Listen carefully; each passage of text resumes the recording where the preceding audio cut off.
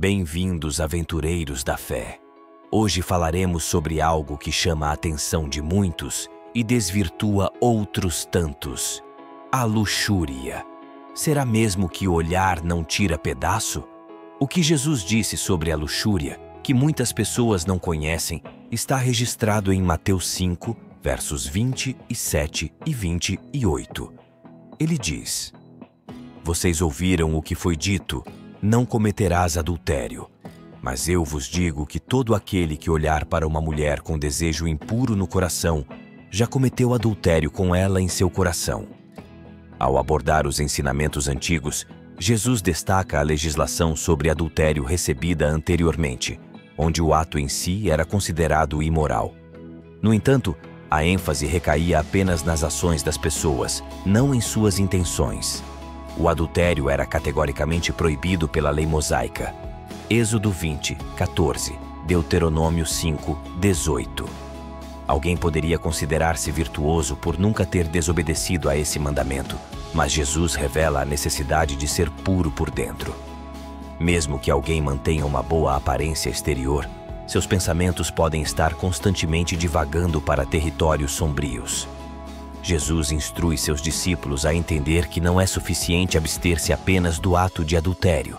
É crucial manter a pureza interior.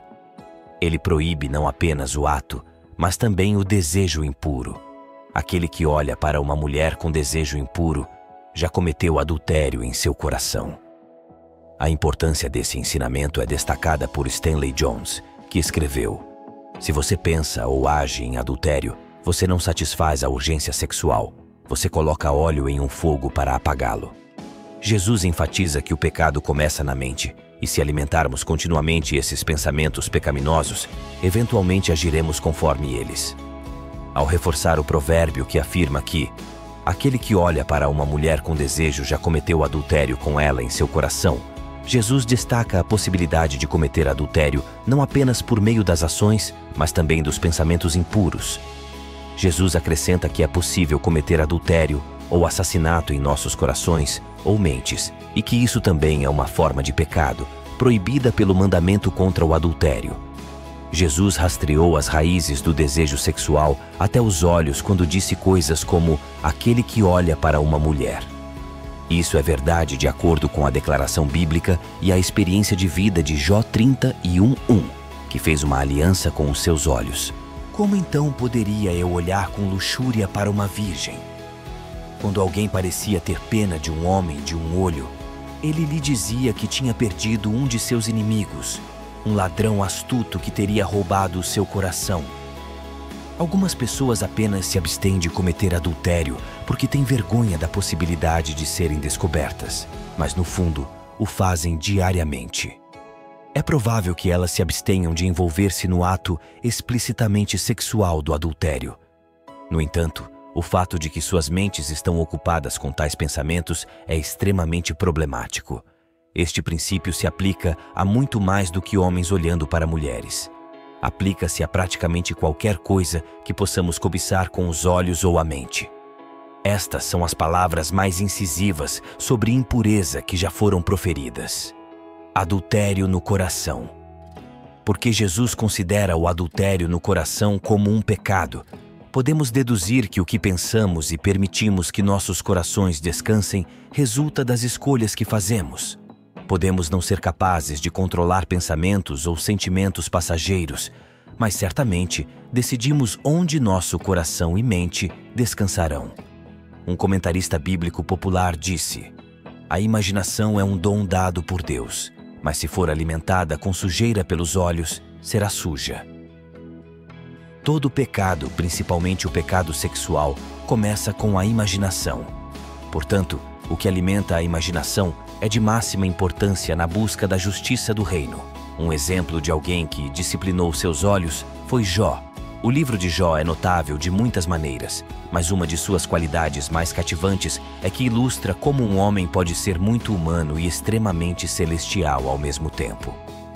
Jó 31:1 diz: Fiz uma aliança com os meus olhos para não olhar com desejo por uma jovem.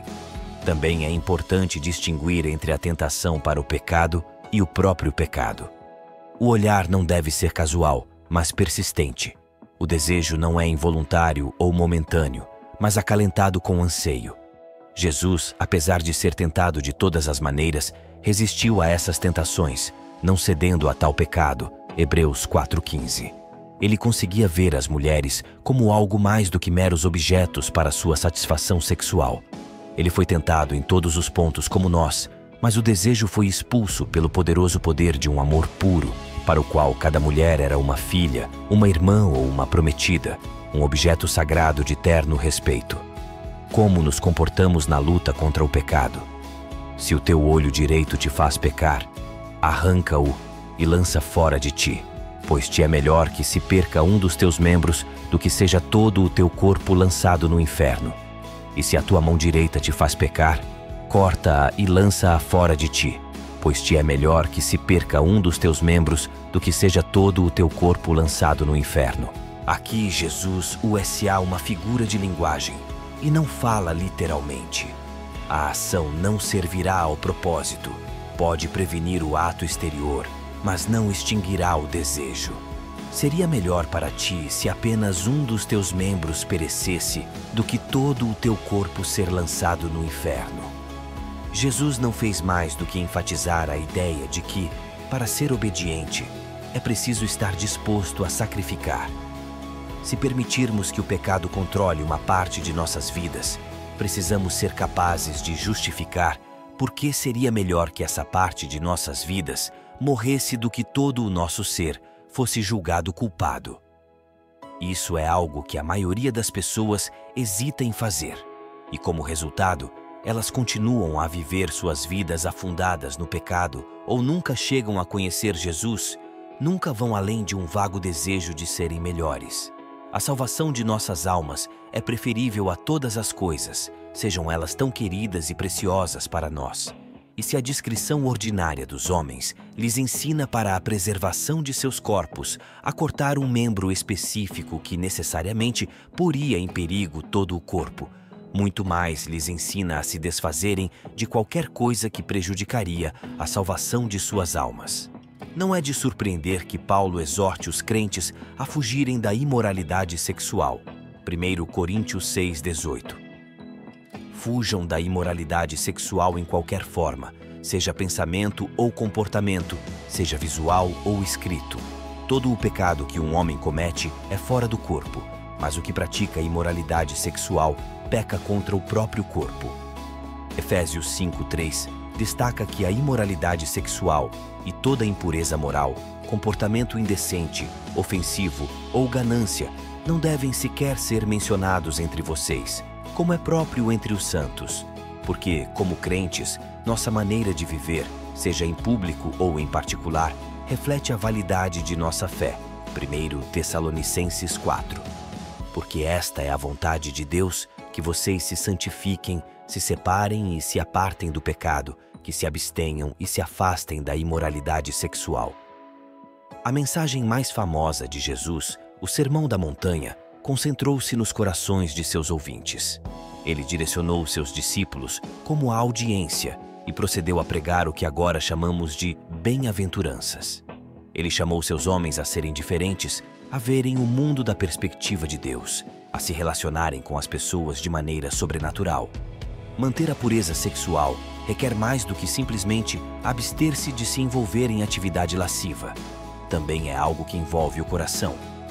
Não cometa adultério. Era outro dos 10 mandamentos que muitos judeus provavelmente assumiam que poderiam marcar em uma lista de pecados evitados com sucesso. Mas Jesus disse que olhar para uma mulher com desejo é cometer adultério com ela em seu coração. Ações imorais, então, começam com pensamentos imorais, e os pensamentos também são maus. Não se pode lidar com o pecado apenas lidando com ações externas. A luxúria é uma ilustração vívida do tipo de pecado que Jesus avisou seus seguidores a evitar. E na cultura atual, ela apresenta um obstáculo significativo para a busca da pureza moral. Jesus deseja que seus discípulos tenham um compromisso tão profundo com a pureza moral que estejam prontos para cortar qualquer coisa em suas vidas que os tente ao pecado. Ele não está chamando para a mutilação física. Mais uma vez, O pecado é uma questão do coração e não apenas dos olhos e das mãos. Em vez disso, ele está chamando para uma abordagem radical de evitar o pecado. Em conclusão, as palavras de Jesus sobre a pureza sexual e a fuga da imoralidade ressoam como um chamado profundo à transformação interior. Ele vai além das ações externas, penetrando nos recantos do coração humano, onde os pensamentos e desejos se formam. O convite é claro: sacrificar qualquer parte de nossas vidas que nos conduza ao pecado, adotando uma abordagem radical para preservar a pureza moral. Paulo, em suas exortações, ecoa a importância de afastar-se da imoralidade sexual, reconhecendo que tal comportamento não apenas transgride leis divinas, mas prejudica a integridade do próprio corpo.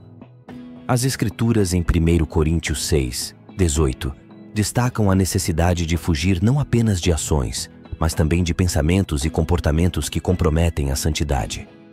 Portanto, que possamos, como discípulos de Jesus, abraçar a radicalidade da pureza moral, reconhecendo que ela vai além da superfície e requer um compromisso profundo e transformador. Que nossas vidas, tanto em público quanto em particular, sejam um testemunho vívido da fé que professamos, superando a tentação da imoralidade para refletir a luz do Evangelho em um mundo necessitado. E hoje, se você deseja se reconciliar com o nosso Salvador Jesus Cristo por ter se afastado dos caminhos ou quer iniciar uma nova jornada rumo à salvação eterna, comente aqui embaixo: eu te aceito, Senhor Jesus, como meu único e suficiente Senhor e Salvador da minha vida. Até a próxima.